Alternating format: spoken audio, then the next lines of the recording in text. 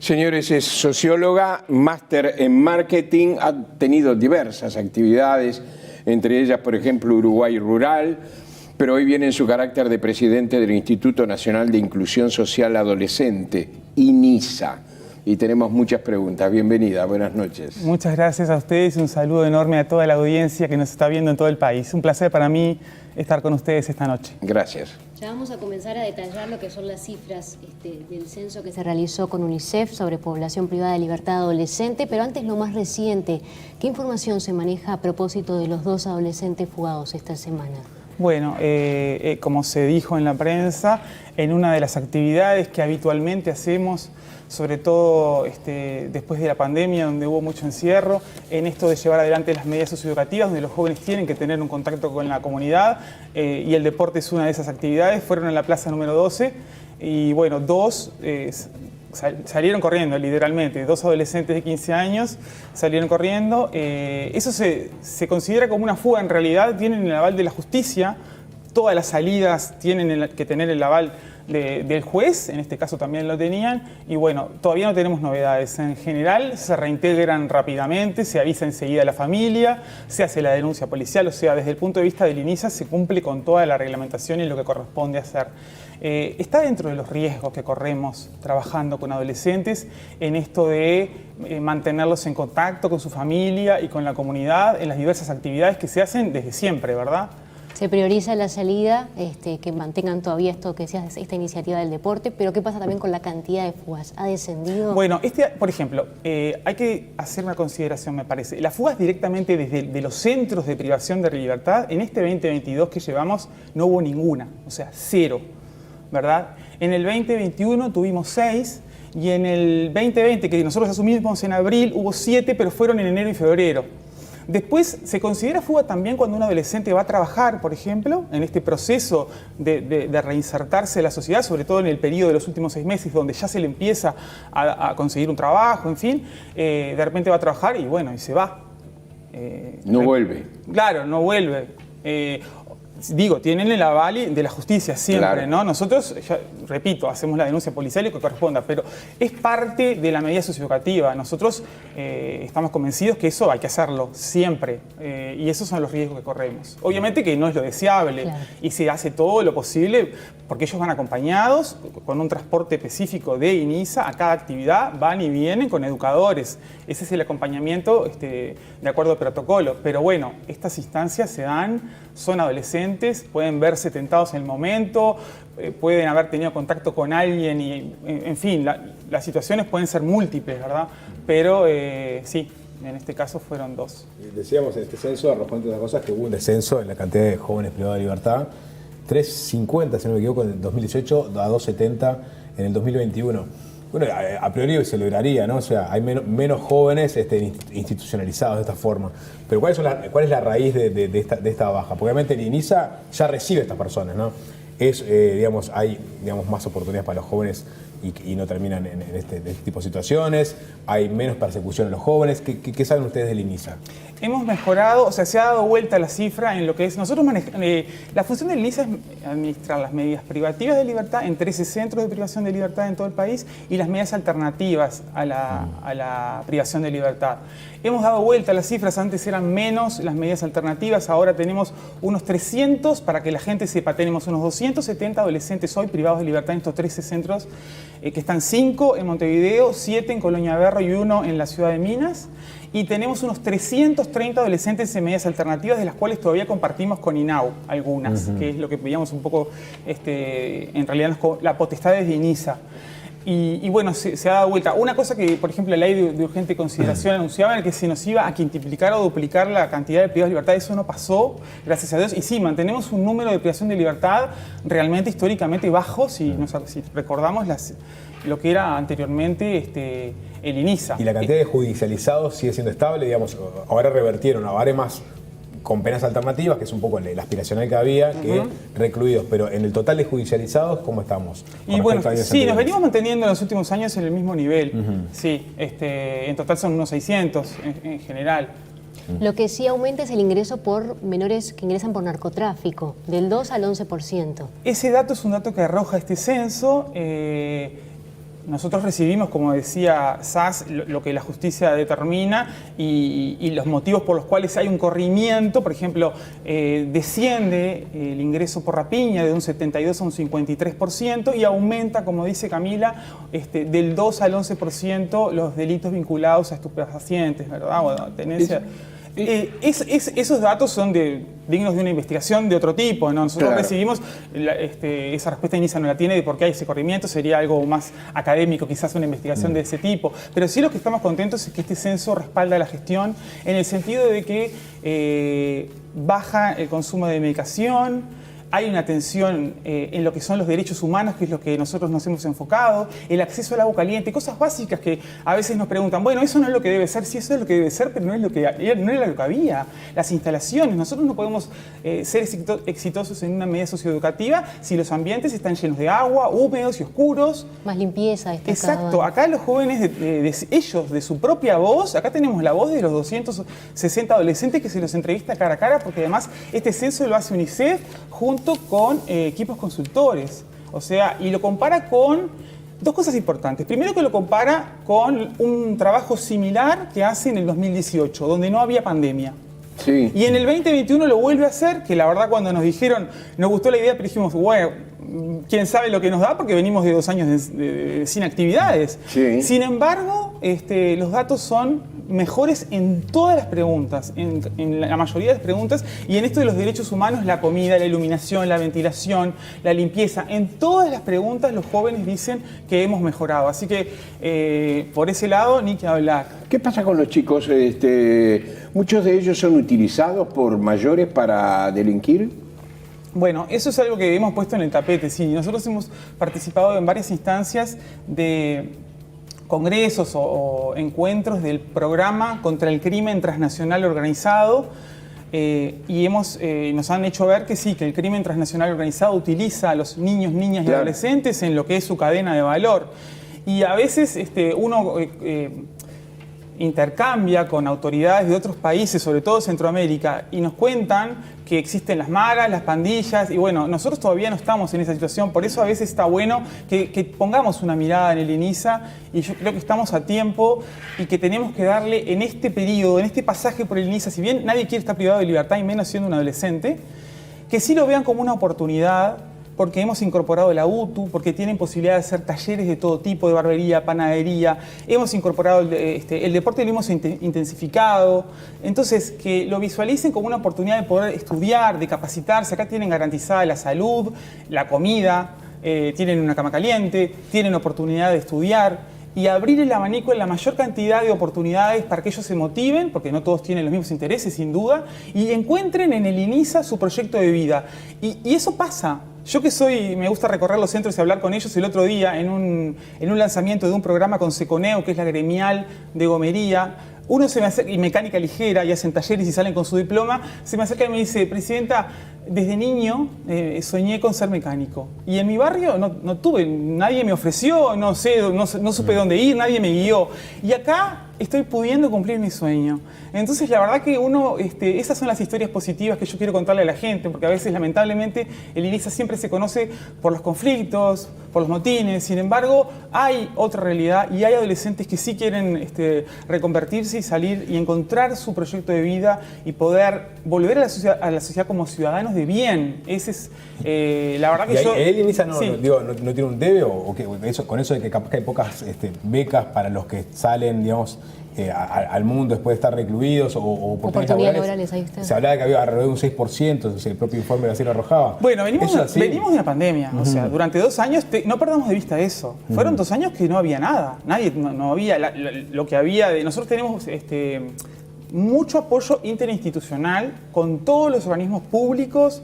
Y en estos años, yo que vengo del mundo privado, me he encargado también de acercarme a las empresas privadas que tienen responsabilidad social y les gusta y quieren hacer un aporte a estos adolescentes. Por ejemplo, Fundación Movistar, la Asociación Halcones, bueno, ni que hablar con ANEP, la acreditación de saberes que nos ha dado ANEP y la UTU, que es porque a veces tenemos muchos talleres, pero no tenemos el diploma porque no somos una institución de formación. Sin embargo, con esta posibilidad que nos dan estas instituciones, salen con el diploma. Por ejemplo, gallinista, ceramista, panadero, en fin. Y ellos nos piden, ellos a veces son muy jóvenes, pero tienen hijos, por ejemplo. Tienen 18 años, saben que afuera está su novia con su bebé, y nos piden, por favor, presidenta, cada vez que voy es una lista así de demandas que me llevo así, pero porque siempre me están solicitando cosas y obviamente con mucho gusto las tomamos, las anotamos e intentamos conseguir las estrategias para que ellos puedan sumarse y motivarse para lo que quieren y lograr, como decía al principio, que cambien ese chip y que logremos que salgan del delito, que es no menor. ¿Qué pasa? Lo decía algo al comienzo, con el tiempo de encierro en la celda, porque es uno de los puntos que se ha criticado de la oposición desde la directora Andrea Venosa. Por un lado, el informe habla de que se reduce a la mitad la cantidad de adolescentes que pasan más de 18 horas diarias dentro de la celda, pero por otro lado habla de un aumento de más del 20% en el grupo que pasan entre 12 y 18 horas en la celda. ¿Cómo se debe leer? Mejora. Si ves, y estamos de vuelta, yo digo que no pierdan de vista que estamos comparando el 2018, que no hay pandemia, con 2021. O sea que el encierro, obviamente, estábamos todos más encerrados. Sin embargo, igual ahí en el 2018 hay más del 50% con más de 18 horas y ahora bajamos un montón. Bueno, son centros de privación de libertad y estábamos en pandemia. Yo creo que igual hubo una mejora en ese sentido, ¿no? Y como digo, como no teníamos actividades, nos enfocamos mucho en el deporte.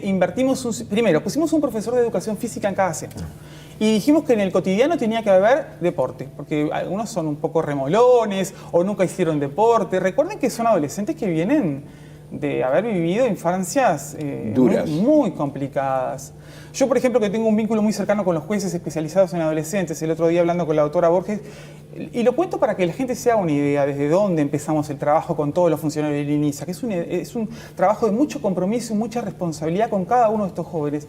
Y la doctora me decía, el otro día nunca me había pasado en toda mi historia de trabajar, porque hace muchos años, tiene mucha experiencia ella en el rubro de adolescentes, y me dice, le digo, fulano, tu edad, fecha de nacimiento, y el joven no le respondía. ¿Cuándo cumplís años? No le respondía. ¿Cuándo te festejan el cumpleaños? Nunca me festejaron el cumpleaños. Y lo digo porque es algo muy básico, pero de ahí a no saber hacer un trámite, no tener un documento, no saber la fecha de nacimiento. Claro.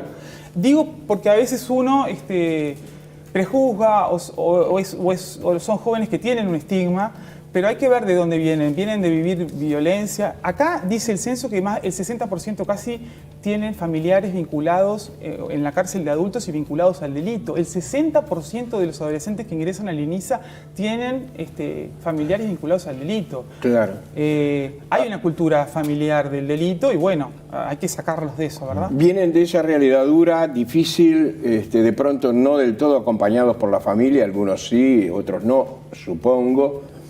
En el Uruguay ha subido la cantidad de intentos de suicidios y de suicidios.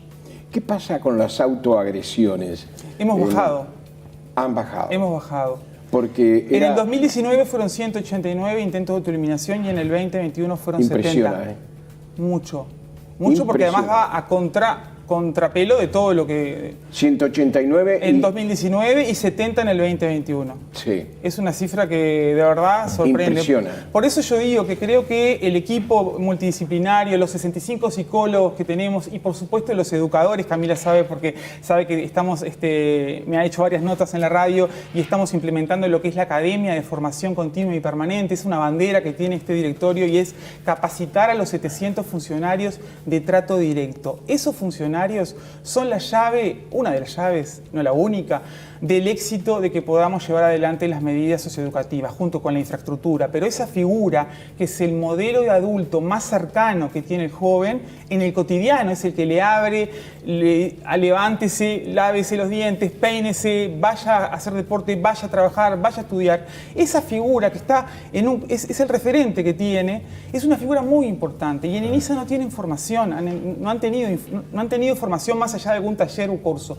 Estamos implementando y ahora ahora tenemos la visita de Cira Stefanelli, que es una referente italiana muy importante en los temas adolescentes en Italia, y es también de este programa, del Pacto Programa contra el Crimen Transnacional Organizado. Han inaugurado academias en todo el mundo y están inaugurando la primera academia especial con la especificidad adolescente en Uruguay y en el INISA, cosa de la cual la verdad estamos orgullosos porque esto se gestó virtualmente durante la pandemia, y ahora entre el 14 y el 18 van a tener novedades porque vamos a hacer algún evento. Viene esta persona para consolidar lo que va a ser la academia, que va a quedar para el resto de la institución, y para poder profesionalizar a estos 800 funcionarios de trato directo, y que además de capacitarse y saber desde dónde tienen que pararse, tengan su diploma y sean profesionales de la tarea que realizan. Eso es fundamental. De Olivera, un par de preguntas sobre su antecesora, Gabriela Fulco, ¿no? El INISA de alguna forma, digamos, es una novedad para el Uruguay,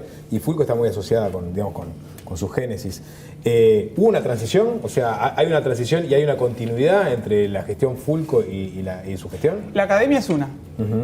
La academia es una. Cira Stefanelli estuvo en Uruguay en el 2017-2018, no quiero equivocarme en la fecha, y estamos continuando porque nos pareció una estrategia excelente, y estoy convencida que hay que capacitar al personal de INISA, porque es una carrera que no se puede aprender en otro lado. O sea, no hay ninguna institución formativa para que forme educadores que tengan vínculo y que acompañen en el proceso de la medida socioeducativa de los adolescentes privados de libertad en Uruguay. Entonces, tener una academia propia de INISA nos parece fundamental. Esa es una, por ejemplo. Y Fulco, sobre el final de su gestión, y generó mucho revuelo, ¿no? Ella, de hecho, tuvo que dar marcha atrás, buscando soluciones para la inclusión de los jóvenes privados de libertad. Propuso, ir hacia un modelo de servicio militar para mayores de 18 años, ¿no? Bueno, en otros países se ha aprobado, y la verdad que es una forma de ampliar las posibilidades de inclusión de capas que por ahí no tienen oportunidades.